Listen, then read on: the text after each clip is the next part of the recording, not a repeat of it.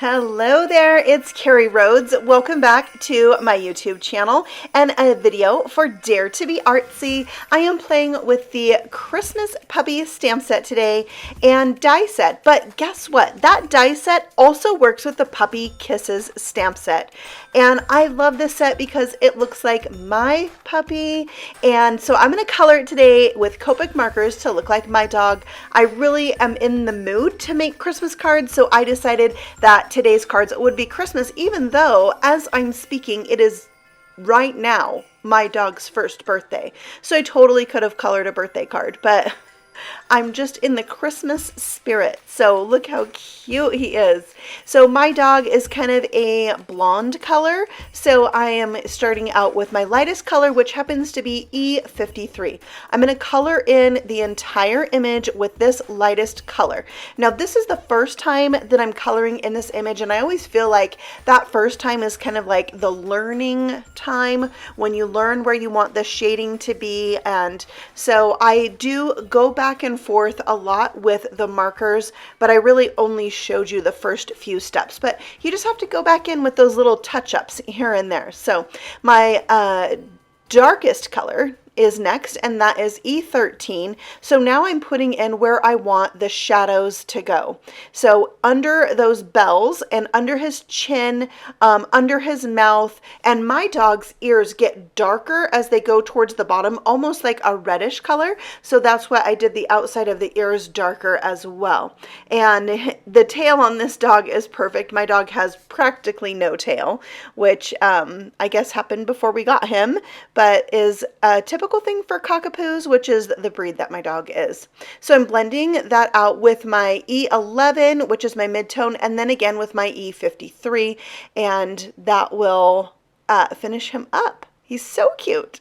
All right, so now I'm coloring in the little bells that he is tangled in and the antlers that I'm going to have him wear. So the two different reds there to color that out are R46 and R27.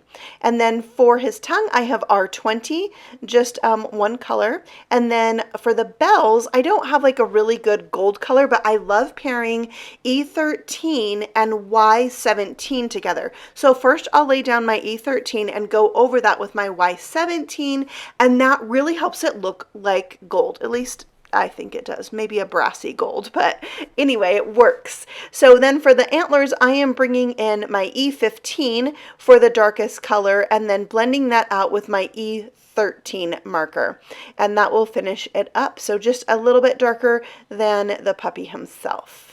I'm adding some highlights with a white gel pen all over because I just think that helps bring it to life to have those little hint of highlights and makes those bells look shiny. So that's what I'm doing here. And then next I'm going to stamp his little nose. I know he has one, but he's dressing up, which my daughter would love to do on our puppy. So I'm going to take the little reindeer nose from this set and I'm going to stamp that out with red so he can be all dressed up like Rudolph. So here is that stamp. Perfect. You could use this to make a background too, right? Yeah. All right, so then we'll go ahead and die cut everything out. Now remember, this die also works for the Puppy Kisses stamp set. Do you not love that? Like, the die works for two different stamp sets. It makes me so happy. It really does. I love it when people think of those clever things that help you get more use out of your supplies. So now I'm taking my circle dies and die cutting out a circle. It stitches the circle and the negative piece. So I'm going to save that negative piece and turn it into a second card here in a minute when we finish up this one. You can see my little die cut puppy there as well. So I'm taking a piece of Christmas paper and putting that onto my card base. I just love the colors in this and the snowflakes, so cute for a background. And then I'm going to put my little reindeer nose on with two glue dots. It just gives it a tiny bit of lift to have it be on with two glue dots, but not so much as like a foam square would. And then I will attach his antlers and he's down onto that circle with a layer of foam squares. And now I'm going to cut a rectangle out of the front of my panel. So this panel is 5.5 by 4 1/4, and then I will glue a window sheet on to cover that opening. I don't want to press down yet because that glue could like seep out where I don't want it to. So I just kind of let it set for a second and then press it down. And then I'm going to take some foam adhesive strips and go all the way around that frame, making sure that the edges of the foam are butted up against each other so that none of my shaker bits will escape from this Christmas shaker card.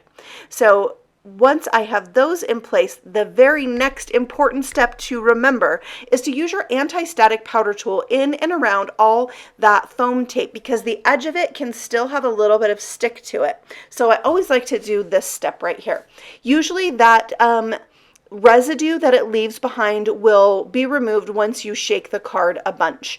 Now I am inserting my shaker bits, which are some teeny tiny micro beads that I must have gotten in a ginormous pack 100 years ago, so it was time to use some of it up. And then just some heart flat confetti pieces that have an iridescent shine to them. I'm using my Misty to help me put my card base on, so these two pieces will be lined up really well. And then I can press that into place and I have the base of my shaker card ready to go. It looks so cute, and the sound that those teeny tiny microbeads make is awesome. It makes you want to shake the card. So I'm going to mount that whole thing with a layer of foam tape, and then I'm going to emboss the sentiment for this card. So I'm pulling in some clear pigment ink, and my sentiment is so cute. It says Rudolph called in sick. So that's why he's dressed up. Don't you love it? I will sprinkle on some white embossing powder and heat that up with my embossing gun to melt that powder. And I just love the look of embossing, that raised up shiny look. I'm going to fussy cut this now with kind of a bubble cut, as Mary Polanco says, a bubble cut. And then I'm going to let that glue set up for just like 30 seconds because I'm gluing it down onto that window sheet again, and I don't want the glue to squish out. So just letting it set for a few seconds, 30 seconds or so, really helps that.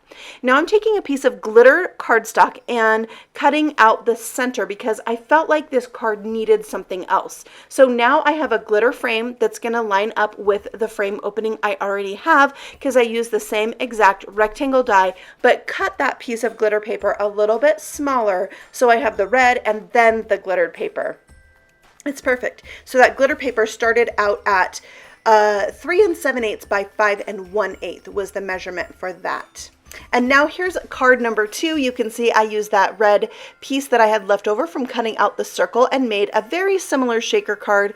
I colored my puppy one shade darker. He has a Christmas hat, and it says, "To a puppy, you are always under the mistletoe." And those strips of glitter cardstock across the bottom are left over from when I cut down the piece to make the frame. So there are my 2 puppy Christmas cards inspired by my dog, Toby. I will put a picture of him here at the end of the video so you can see what he looks like, because in my humble opinion, he is very adorable. I hope that you've enjoyed today's video. You can find these stamps and paper from Dare to Be Artsy linked for you below, and a link to the blog post where you can see these cards again.